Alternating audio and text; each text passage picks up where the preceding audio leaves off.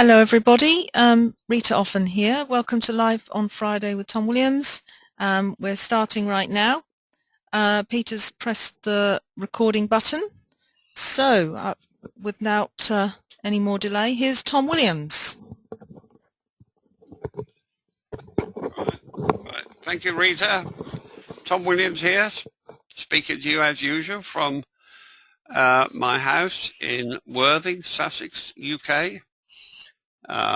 It's pretty muggy out there. I hear that the temperatures are very hot in west part of the United States. They were talking about it on the news this morning, so you have my sympathy there. But there you are. What can we do? We can't do much about the weather. But we can do something about the stock market. Now, the chart that I've got up is a 7-minute of the future of the S&P 500, right? And 7-minute. Now, there's no reason, specific reason, why I'm looking at the 7-minute. You can look at any of these time frames. I don't waste my time looking at 1 minute or something because there's not really enough time there for them to create a cause. You need a cause to go up. But here, I was sitting here watching this, coming out live like this, and lo and behold, no demand. Fair enough. Right, now there's the automatic signals right at the top, look. One signal telling us that there's no demand, right there. Now you all know what no demand is. They've marked the market up, right? The volume has definitely, clearly dropped radically off, right? That means that professional money is not interested in higher prices at that moment.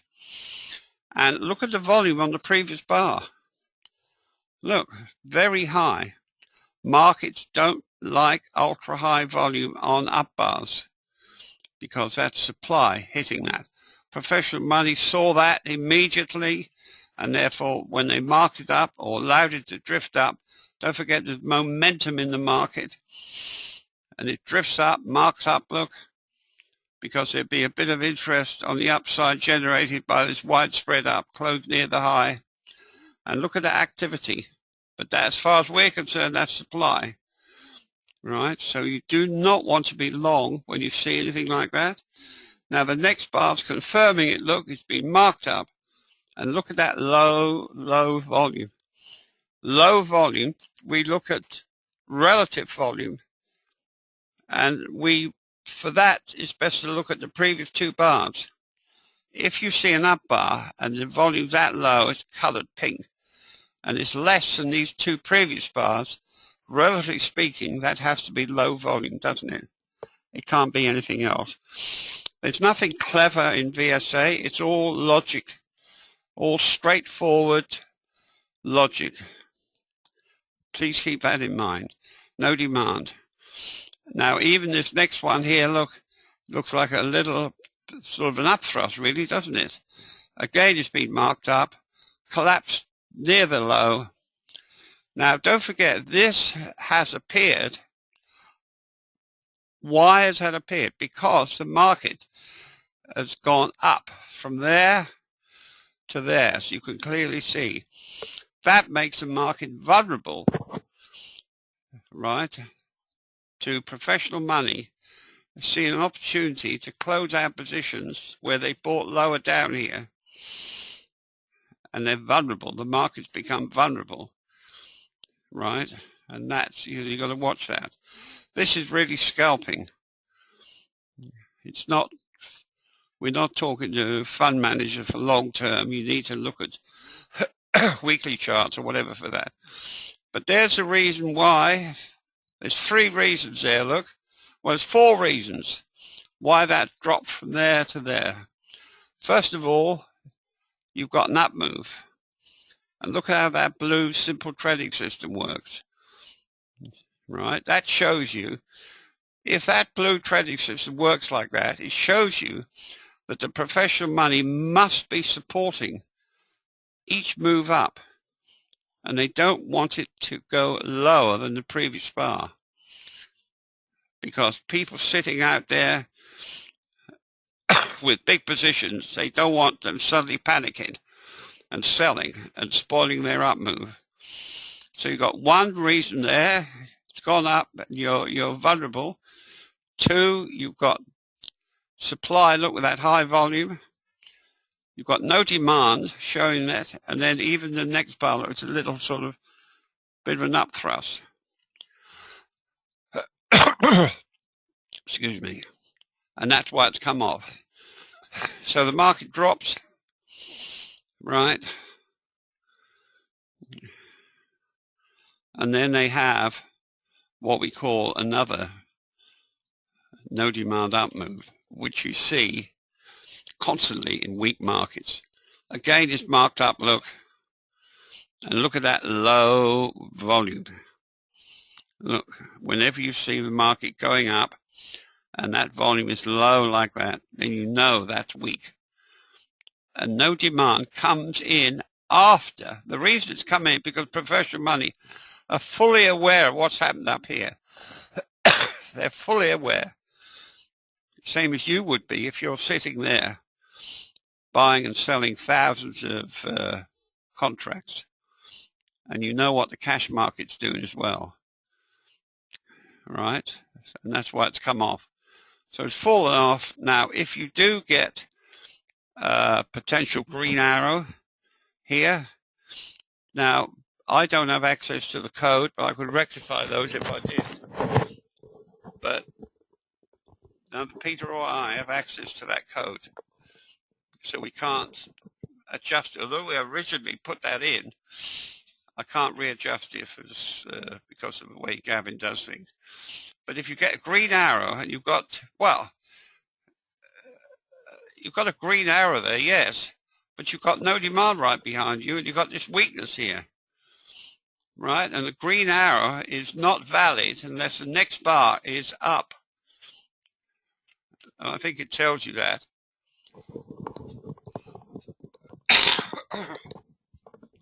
In the text box. I'm sure it does it. I can't read the text box, but does it somewhere there? Yeah, but doesn't it tell you that it's not valid and the next bar? It talks about the next bar should be up. Ah, it tells you that. Good. So read that dialog box. Don't forget you're dealing with a computer. You're dealing with data that you're allowed to see. And with weakness in the background, the indicator alone carries less significance. Yeah, read all these boxes very, very carefully. All that information. Right, and then falls. And then again, this to me looks like a 50% retracement, which is one of the only sort of formulas I ever bothered to look at. It is.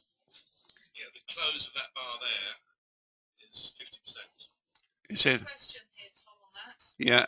Shall I read it out? Yep, here are. Yes, and Carlos very cleverly noticed that before. He's got a question on that, Tom. In this chart, it seems right now that the market is being supported about halfway. Is that bullish? And then Edmund also says that although there is weakness behind you, both the down move and up move are low in volume. Does that mean the market is drifting right now? So basically, what's going to happen, do you think? Well, it's only, the markets normally retrace 50%, right, before it's kind of, it's the way human beings behave.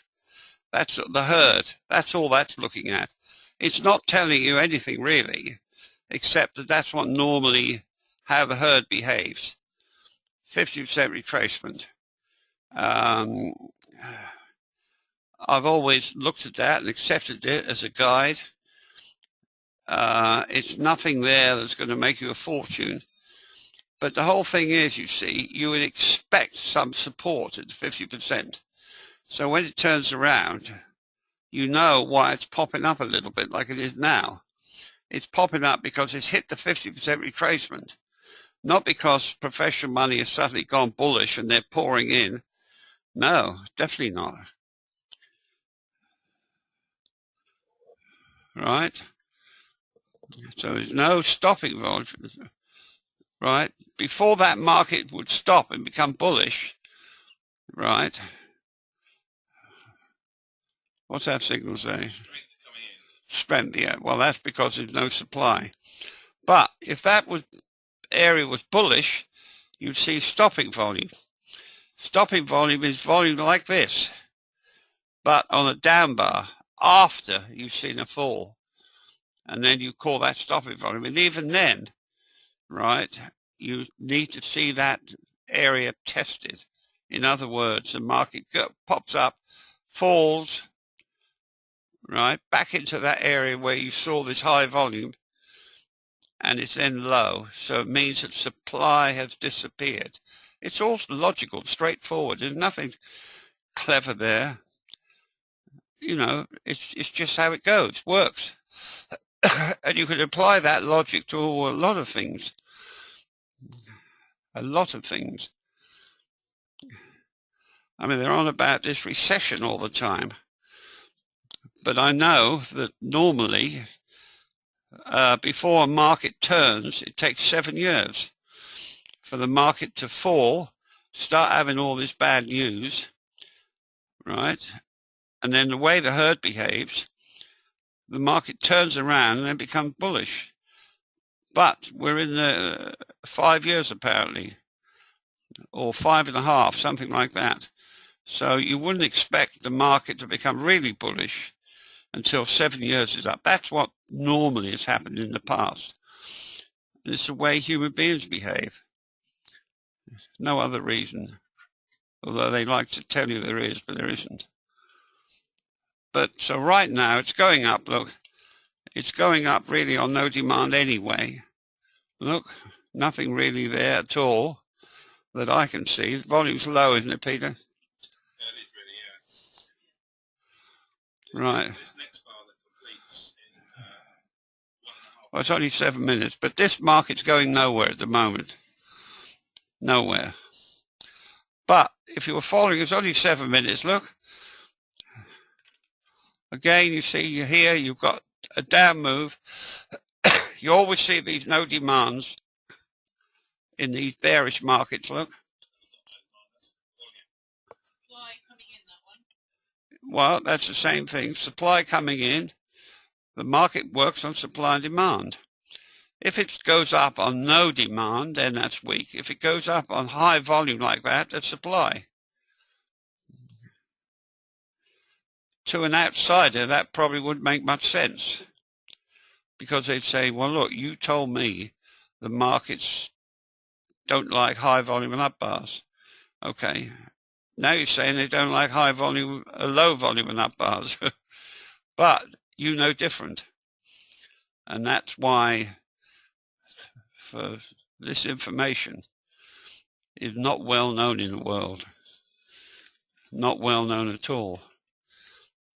And the only reason it's become well known because of this computer software. Because if you're telling a computer if a market's strong or weak, all the computer's got to go on is your logic that you typed in. And if the logic is correct, it'll be correct for many years. It won't change. No demand as the market moves up, it'll never change. Or supply hitting the market as the market moves up, that'll never change. And so therefore, that's why these signals, if you think the signals are fairly good, then that will reassure you that what we tell you is in fact the truth. This is how things work. And you've got to weave your mind around all this. And then if you stick with it, right, and don't get misled or led down the wrong path, right? You'll have this information with you for the rest of your life. Right, now, okay. Couple of questions, hang on. Two people thinking alike here with the same sort of question. Craig is asking, would you find it useful to draw in a trend channel at this point? And Edmund is saying, if one were to analyze this chart, would I be drawing an uptrend from the low or a downtrend from the high? Well, it is moving up the market, so Peter, can you draw a trend line from there to there and there? Well, it's actually quite a good question, because although the market looks a bit dodgy right at the moment, it is actually trending up, look. So Peter's going to draw two trend lines indicating a bullish trend. First two lows and the first high. Now, that's your trend. Now, actually, it's a very good question, because if the market's weak, seriously weak, you'll normally see, yes, no demand here, but you see a wide spread down as it rushes towards or even penetrates this trend line, which is a support line. If the volume is not excessive but increased, see, if it's too low, it shows there's no selling pressure. If it's too high, there may be some buying in there as well.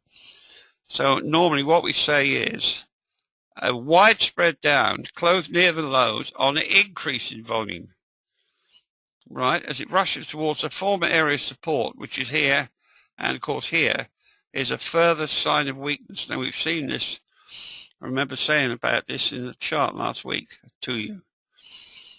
So that's good. You can now, you could draw an arrowhead formation. Can you draw a trend line between these two highs and let it proceed down here? Now, we're doing this not to confuse you, but trend lines do work. That's it. Now, you can see it squeezing into that arrowhead, look. Markets don't like that, because it means that the highs have been knocked lower by supply, and yet the lows have been supported. Now, the markets don't like equilibrium. Professional money have to have movement. They have to have something going on to make money. But they're devious and cunning and crafty, especially on a Friday, so you've got to watch that. Now, we drew an arrowhead on, I've forgotten what time frame it was, last week.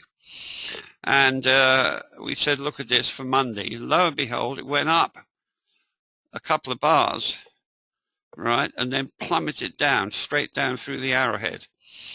So you can't tell me that the professional money's not trying to dislodge you from any decent position. That's why they do it.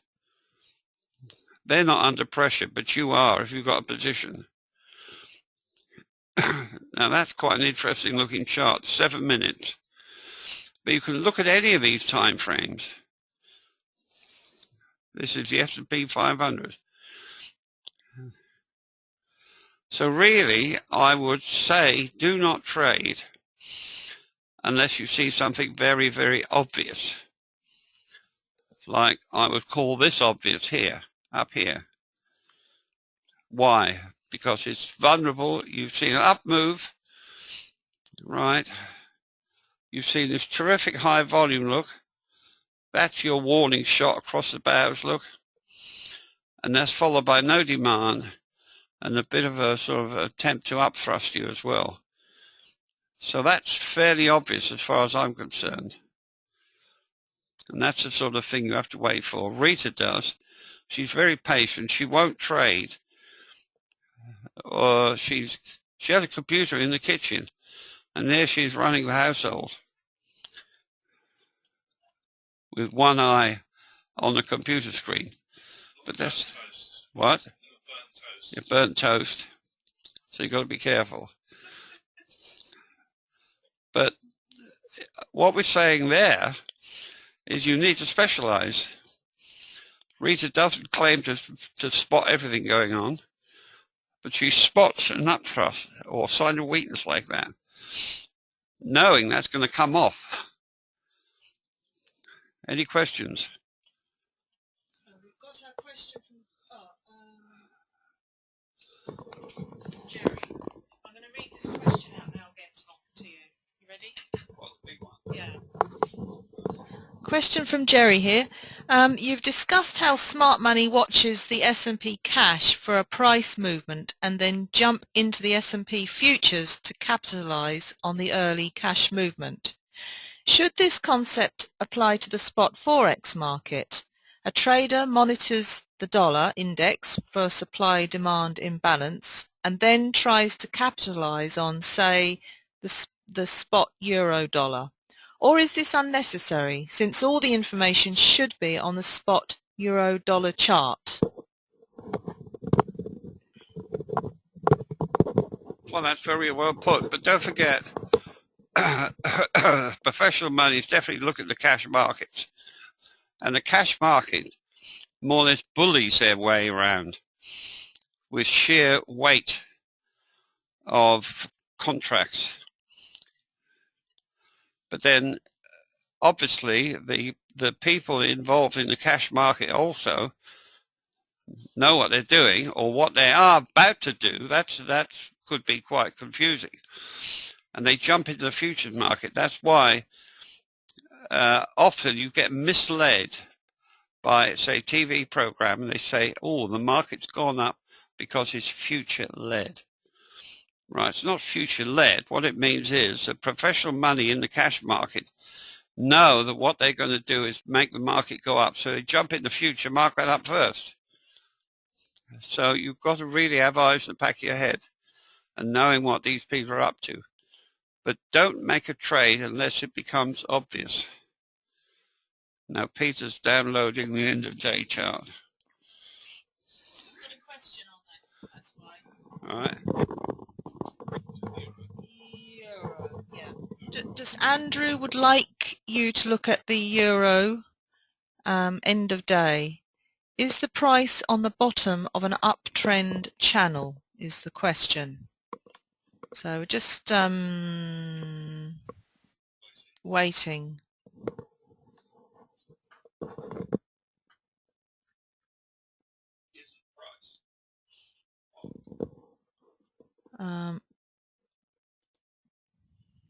Now everything's we've got problems.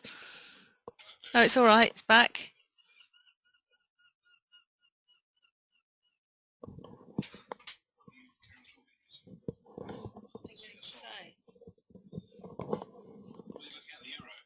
Yeah, euro.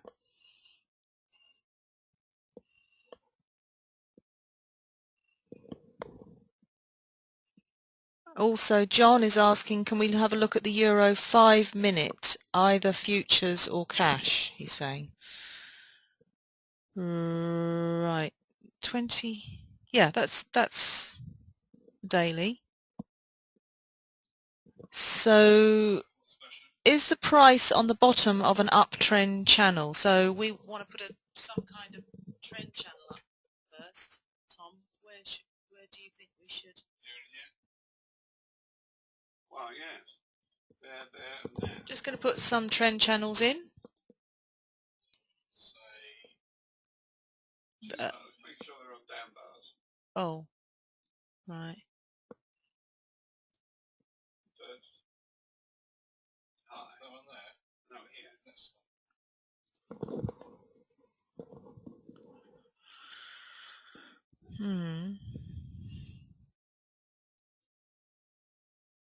So really, is that it's not very It's always unsafe to trade in the middle of a trading range because this thing can turn on you like a tiger, as you're fully aware.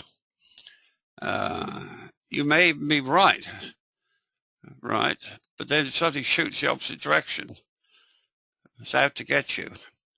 and then once it's got you, it turns around and does what you said it was going to do. Looking more weak anyway. So I would say that looks weak to me. Those bars up. Yeah, there's even an upthrust there, though. That's an upthrust, and look at that low volume. I would say that's weak. Trade at the edges of a trading range. I mean, the high there looks been marked.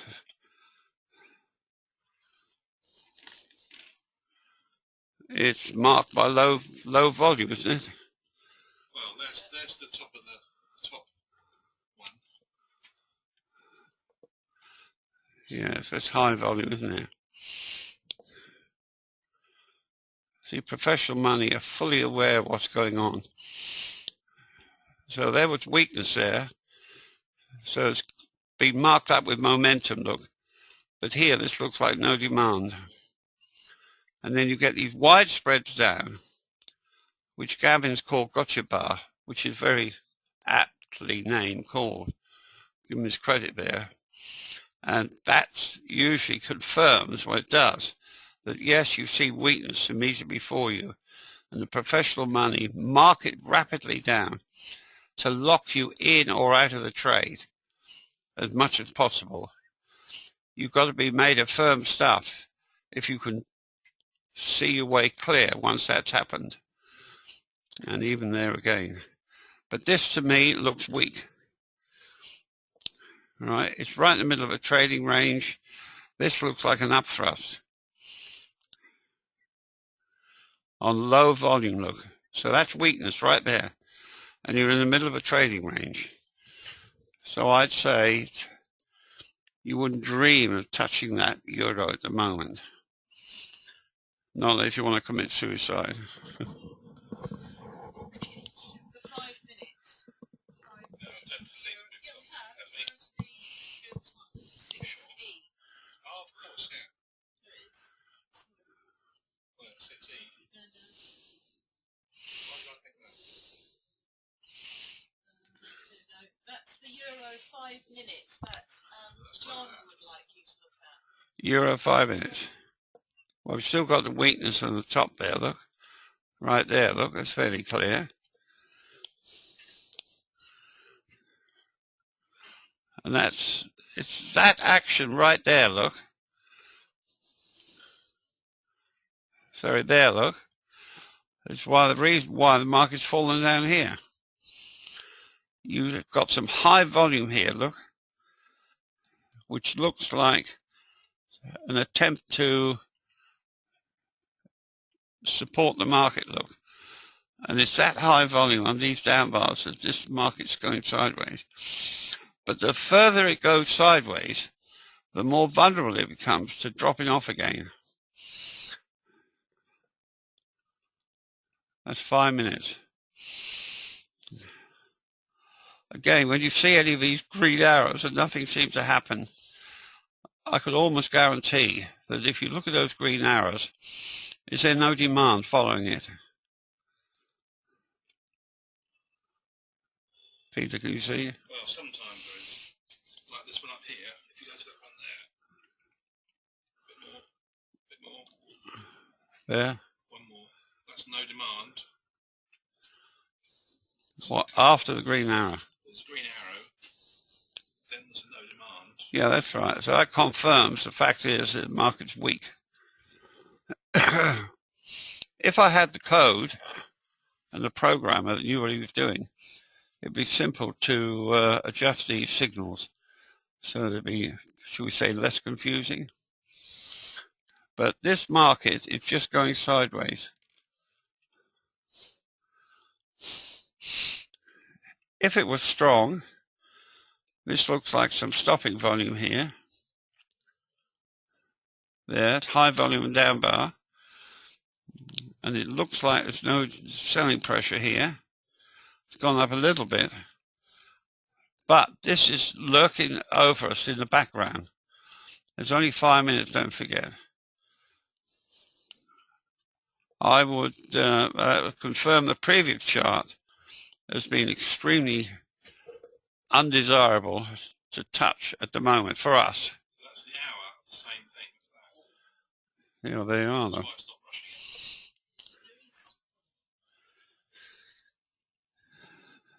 in. I mean, how's that for At the moment, a skullduggery move?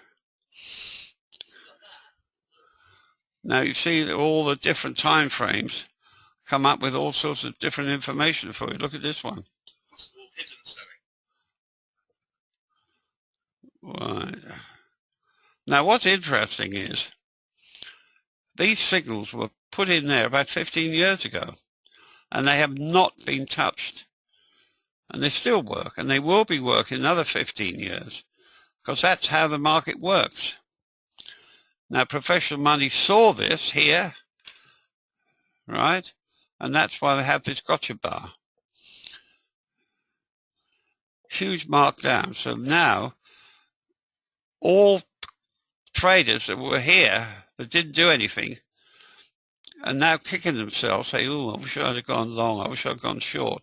No, I wish I'd closed my long position. And they think automatically, you think, oh, well, now if I hang on a bit, that's going to go back up a bit and I'm going to get out. But they make sure that once the market's falling, you can see these red bars and you can see this trending system here, this blue, look. All the time it's blue, it's going up, look. No matter what the news is or what it says or even what the arrows are there.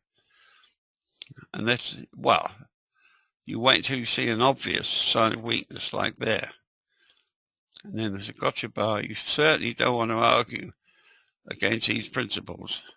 Otherwise you're going to get wiped out pretty quick. Anything? Gavin's not coming till next week now.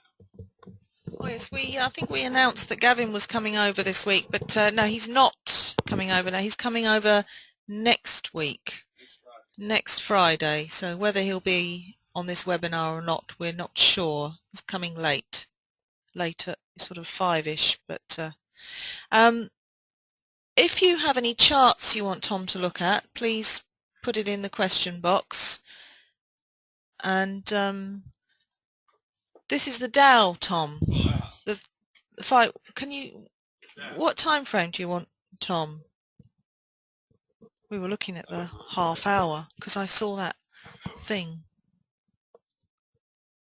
Oh, yeah, and it did.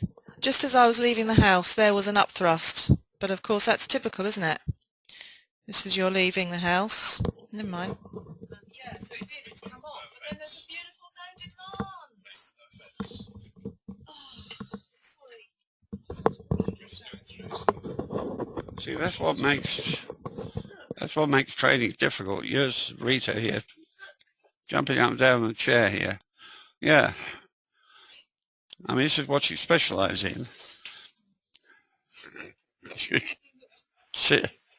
Sit on a rolling office chair, rolling around with frustration. Because she knows she can make a few $100s there easily when you see that. That is a setup. Now, these so-called setup things that Gavin's talking about, I'm not quite sure if that's going to work or not. You can see the difficulty. It's no good us telling you that there's a setup in the Dow here, and that's what, 2 hours ago? 4 o'clock that finished that bar. Yeah, 2 hours ago.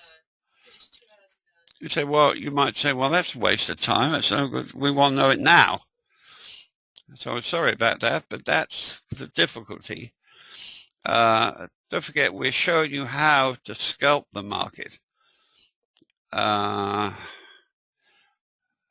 which is, we find it one of the safest ways to trade, because it's pretty obvious when you see that's coming off. And you can take your money and run after a short time. This is what we really are. But all these vehicles more or less act the same way. Currencies, even commodities, they all act in a very similar way. But that's an example of, it's got to be obvious. Now there's been a shakeout at the bottom here. Potential climactic action. So that's interesting. Now, are they going to test this area? Will this Dow fall here into these high volume areas? If it does, if it goes back down to this level, right, and especially if the spreads are narrow and the volume is low compared to this, then it's going to go up. But it looked pretty volatile to us in the moment. But that's an example there of an obvious setup. Now, Peter's been out somewhere for the day. I think he's a bit annoyed as well.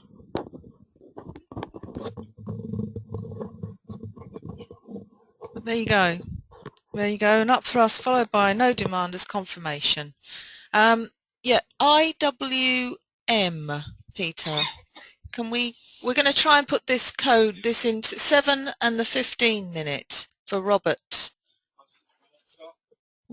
This is a stock, is it, Robert? We'll see if we can get it. Peter's being pessimistic. And he's probably right.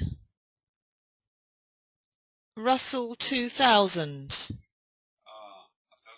We don't get this. Tom doesn't get it. What about no daily or anything? Do we get daily? I mean, would daily be of any use, Robert, if we looked at that? We're looking it up anyway. Whatever you have, he says. Let's daily, yeah, IWM. Is that right? Yeah. And yes. Yeah, well, that's not weakness here. This looks like no demand. Well, is that You today? would expect that to come off. Yes. Yesterday. Oh, no, that's today. Yesterday. Oh, yeah, that's yesterday's bar. Yeah, well, it's the end of day. Now, of course, you can only update the chart naturally when the data's complete for the end of the day. Now, they're a bit slow in issuing the data, especially with commodities and things. And you've got to ask yourself why that is. Days of they can flash information around the world in part of a second or so. But you have to make your own mind up about that. But that looks as if it's going up yesterday on no demand. And that certainly looks like weakness above you in the background. Does it come off today? Robert says it's an ETF. And yeah, ask Robert, has it come off today? Robert, has it come off today?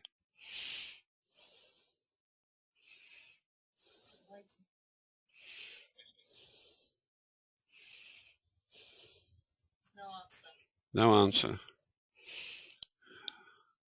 Well, I've said... Oh, 97, it's up 0.05 today, someone said. Not much then. No. And it's fairly early in the day trading. But it's Friday. You've got to be very careful Friday. And it looks like you've got to be careful Monday as well. It can be straightforward some on Monday, but often, as we saw last Monday, they marked it up a couple of bars before they came off.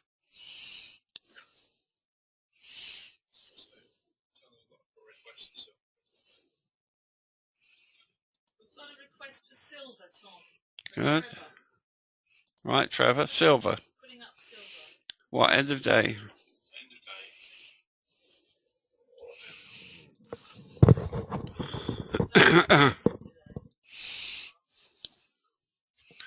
Now, I mean, the whole thing, is rapidly drifting off, isn't it? Look, that's a sign of weakness there. That's one of the reasons up thrust. Probably no demand there. Looks like a gotcha bar there. Here. But I'm saying that there's terrific high volume there. But that's not stopping volume. That may be some stopping volume in there. There's weakness because there's supply there, look.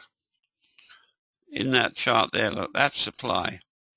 This will be no demand. Right. And even that's coming off. So this is a weak market at the moment. Right. We've got nothing but signs of weakness here.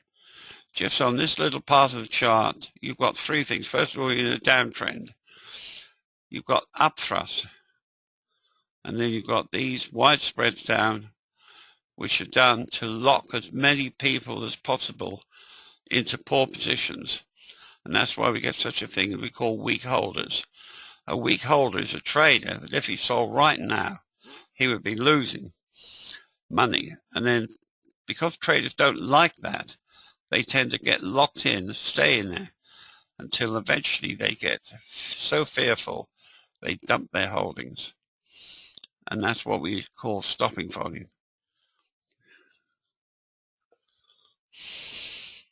Okay.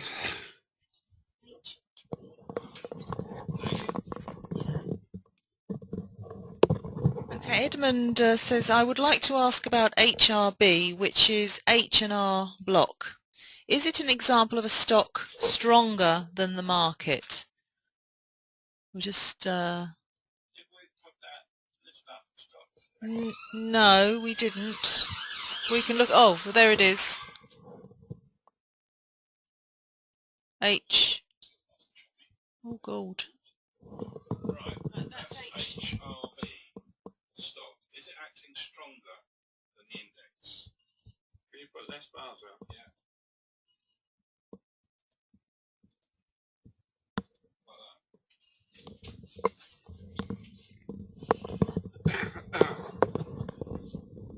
No, it's not. It's been running sideways, look. And every opportunity it has, it seems to drop off.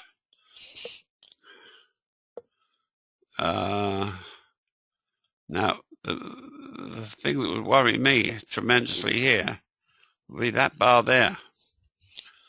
This one. Markets do not like up bars. Its up bar is blue on ultra high volume.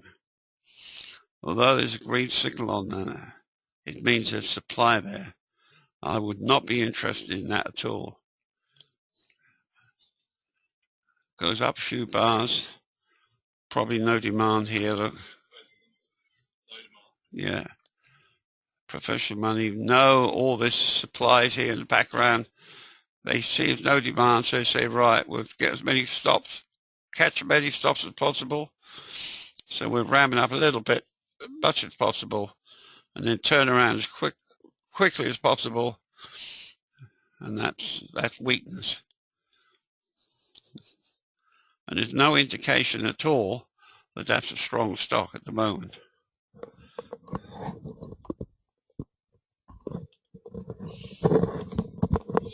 Thanks, Tom. Anybody got any more requests, questions? So it could be look at a stock, or lots of people's favourite is to talk for Tom to talk about some principle. If you've got any nagging questions that you want to ask. We've still got this list, Tom, of the stocks that we've picked out last weekend. You know, the stocks that are acting stronger than that. We're waiting. Just type in something. I mean, it could be just a question that you think is a bit daft, especially if you're fairly new, or if not. Any questions for Tom while he's here? When is Tom's birthday? When is Tom's birthday, says Oleg. Well, Tom's a Capricorn, he said, and his birthday is when, Tom? January the 4th. January the 4th. So everyone get ready with your birthday cards for Tom.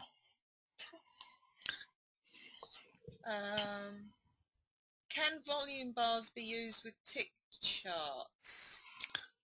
And that's from John.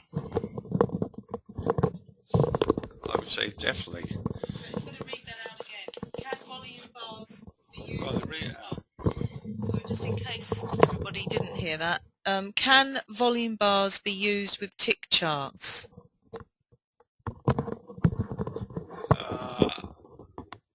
No, sorry, they can't. No, because it's volume charts are relying on figures that are released by the exchange, and with some of the figures are definitely dubious. A good example of this is London, where they can hold back volume for 36 hours or something. Now, I've seen that quite often. You look at a chart, right, and you think, oh, that doesn't look quite right. Surely the volume should be on this previous bar. So you've got to ask yourself again, why are they doing this? Because they know the value in having volume available for you. Volume is activity. And on that activity, what did the market actually do? If it goes up on a narrow spread, then you know that's weakness. If it goes down on a narrow spread, you know that's strength. It's all simple logic. We've got a load of questions now. Right.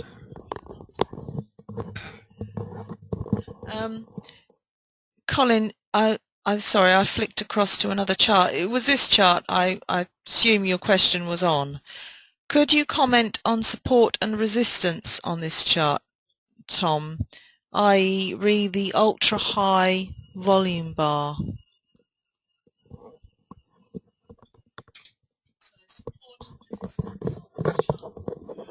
Well, support resistance, again, it's just simple logic there. If a chart shows some support to the left at some previous date, then as the market falls back down into that area, right, you expect support to come back in. And that's why we talk about when you see a wide spread down, close near the low on an increase in volume, not excessive, as it rushes towards the former area of support, is a sign of weakness. Now, we've seen that a couple of times, or several times, very recently. So, but support resistance, I suppose a lot of people like Gavin, I talk a lot about it. And you would normally expect something to happen at the former area of support or resistance. But you've still got to read the bar charts. That tell you what's going on. Because whatever happens, it still works on supply and demand.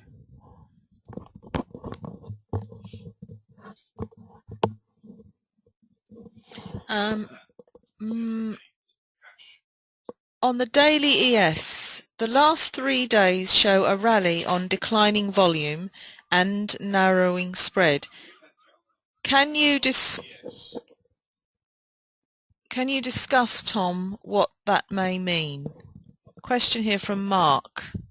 Shall I read it again? Because you were talking. This is the daily of the ES, what you're looking at. Do you mean the ES or the cash, Mark?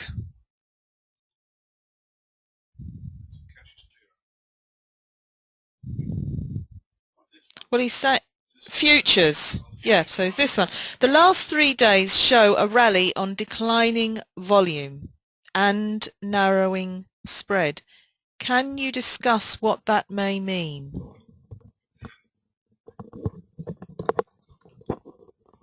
Well, what it means is what the chart's telling you.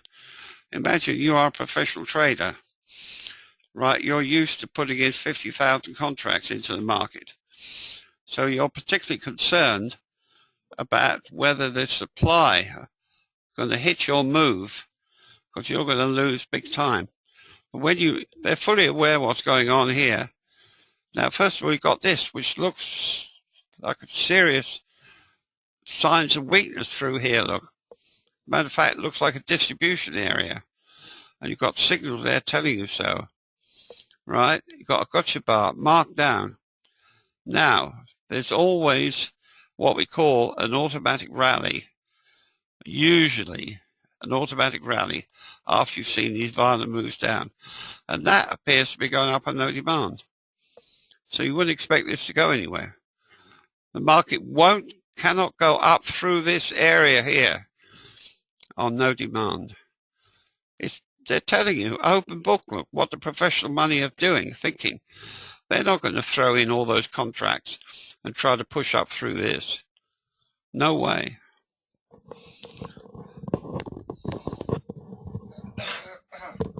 Okay. Steve is asking, what is the best time frame to use with point and figure charts for an overall picture?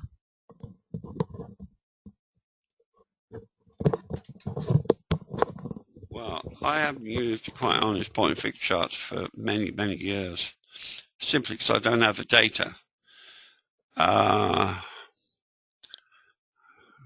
So I can't really answer that one properly. But usually, you decide as a user, you're drawing these charts, or you're looking at the charts, and with a computer you can alter the different time frames or whatever you're looking at there. But don't forget, the most important thing is to be able to read the bar chart. Point to figure will tell you the area of accumulation. How I've described it in the past, imagine you go to work every day and you jump in your car, you're off to work, and you go by a building site, right? And there's a couple of workmen there, right, having a cigarette and a cup of tea, and they got a little shed there. Now you know that there's nothing much going to happen there because they can't create a cause. You know, there's no bulldozers, no cranes, nothing. So you assume there's not much going on. But if you go by that building site and there's huge cranes arrived and bulldozers and whatever you have, deep holes, Peter said, you know that something serious is going on. And that's what happens with the point figure. To get a serious up move, you've got to have what we call a cause at the bottom. And then you take your count from the last point of support to the first point of supply. If we had decent point figure, I could show you. And you'd be surprised how accurate they are in determining where that move is going. And it's related to the cause. I remember in the old days, we used to always keep point figure, and I'd take a count. And I think, oh, it's not going to go that high, surely. But eventually it always does, because the cause has been built. Now, I can't really tell you much more than that, but you can imagine you could get into that information very deeply if you put your mind to it. But the most important thing is the amount of supply and demand in the chart. But even if you use a point figure, you've still got to be able to read the chart, because you need to be able to pinpoint on the point figure the area of first support that came into the market. And then as it goes sideways, up and down, then what we call the last point of supply. And then you take your count across there. But it's interesting. I think there are some good books out there, but you'd have to ask Gavin. He knows more about that than I do. There's a comment here from Grigory. I might be mistaken, but based on my understanding, classical point and figure charts are based on the price change and not linked to any time frame. And Tom's just answered the phone.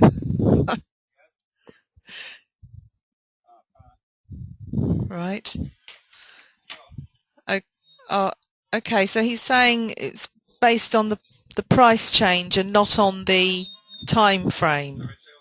Point and figure charts are based on the price change and not on the time frame. Is that right? Time frames are not relevant. Oh, no. No. Okay. Do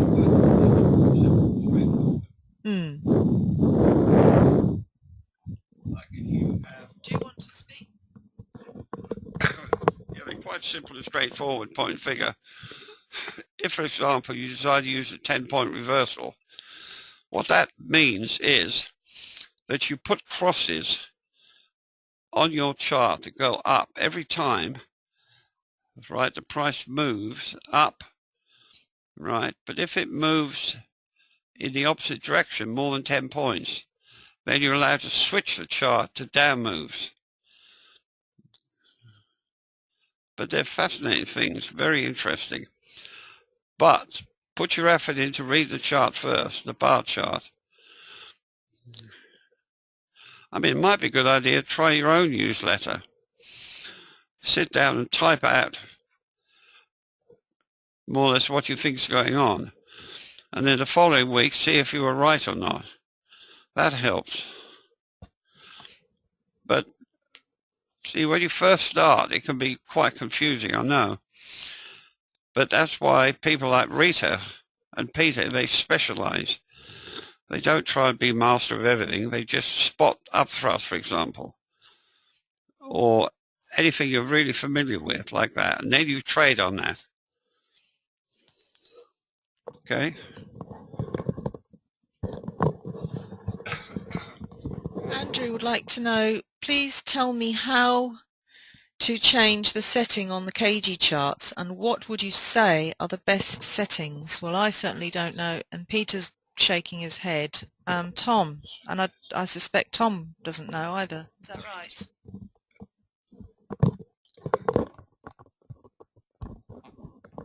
Well, all you could do is experiment. I can't tell you specifically what you should do. I don't like telling people directly what they should do. And it's not a good idea if you do the same thing. You don't tell other people what to do. If you happen to be right, then it just shows you how clever you are, right? But if you're wrong, it shows you what a jerk you are. So it's not a good idea giving advice, but you'll know yourself. And you've got to be careful about listening to other people, because you can very, very easily get misled. You need to check these things out, write them down, until you yourself becomes an expert in that area. And don't leave the area. I mean, somebody asked me what sun sign I was. I'm a Capricorn. Now, their personality, you'll find in most Capricorns, they're persistent. They don't give up. You don't have to be over-intelligent or a genius or anything.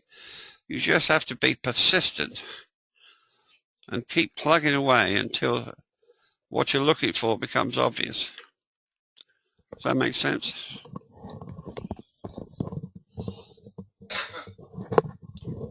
Jerry says he is also a Capricorn. Yes. And Ed would... No, it's BIDU, Peter. We're BIDU, Baidu, is it? All right. Chris is also a Capricorn. Can you look at BIDU? Do you set targets for taking profits? I am having trouble taking profits at the right time. Yeah, I can relate to that. I am short, BIDU, says Ed. So, there you go. It's stock. It's the Chinese search engine equivalent to Google, I think. Baidu, Baidu. is it? If you were Japanese or something else, Chinese or something else. I thought Baidu was some sort of river in South America, South USA. Well, it might be. This is Baidu, the internet company from China. Well, if you're short of that, it's probably a good idea to stay short, because there's no signs that I can see that there's a rally of any serious consequence going to take place at the moment. I mean, here looks like a gap down. This is not healthy when you see these gap downs like this. And this would be going up on no demand, I'm sure. Yeah.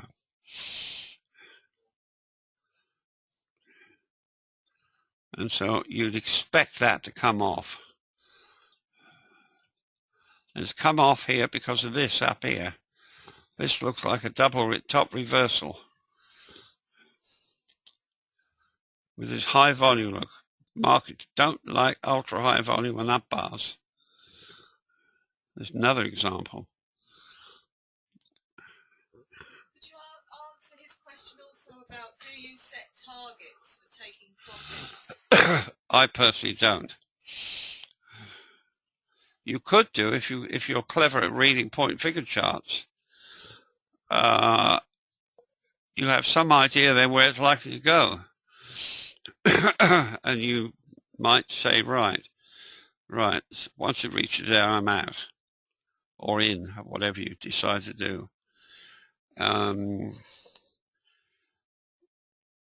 Why? You see, no point putting the target in. I mean, say you go long down here. Now, you don't know when this supply is going to hit this market because this hasn't happened. But as soon as you see that terrific high volume there, you'd be out, wouldn't you, if you were long? Your target is not a price level, but the target is to get out when you see a sign of weakness. And you see these down moves, they're littered with signs of weakness. Red bars, trying to have a little up thrust, closing near the lows. No demand, any blue bars. Right.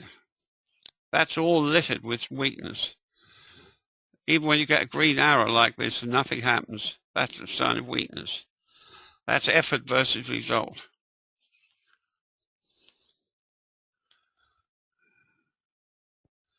It's like sitting in your car and you bang the accelerator pedal down and the car lurches. It doesn't really move forward very much. You know you've got problems. Effort versus result.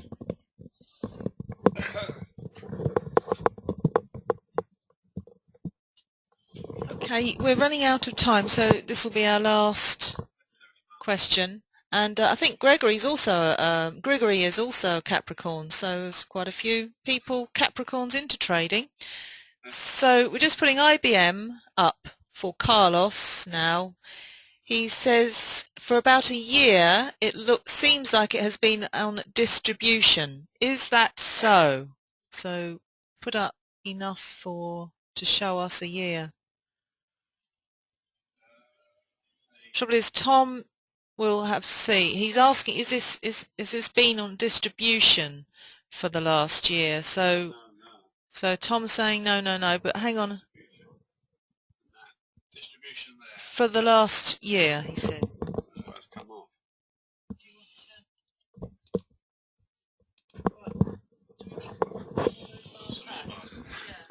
No, by its very nature, distribution can only take place when the professional money can see they can take a profit.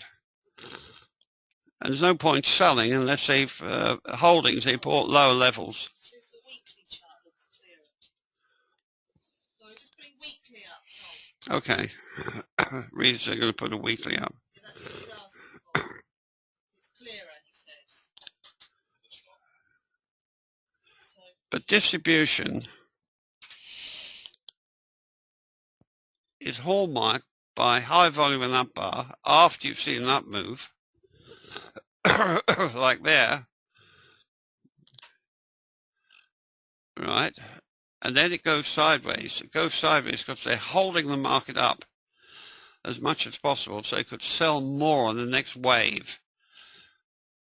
The market's almost like watching the tide coming in or going out. You sit there and watch it and you get little wave coming in, right, and it goes back. And then another wave comes, it seems to push further, and so on. And that's how distribution works, or even the buying. They sell on waves up. And then to do that, they have to prevent them getting wet feet in the meantime. But that means they've got to hold the market up.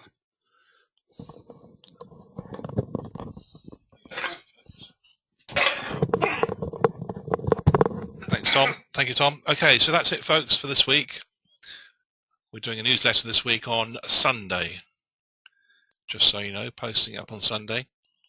And this session's been recorded, so I'm going to put that up now, actually, or I'll attempt to, so you can re-watch, if you wish, on the VSA Club.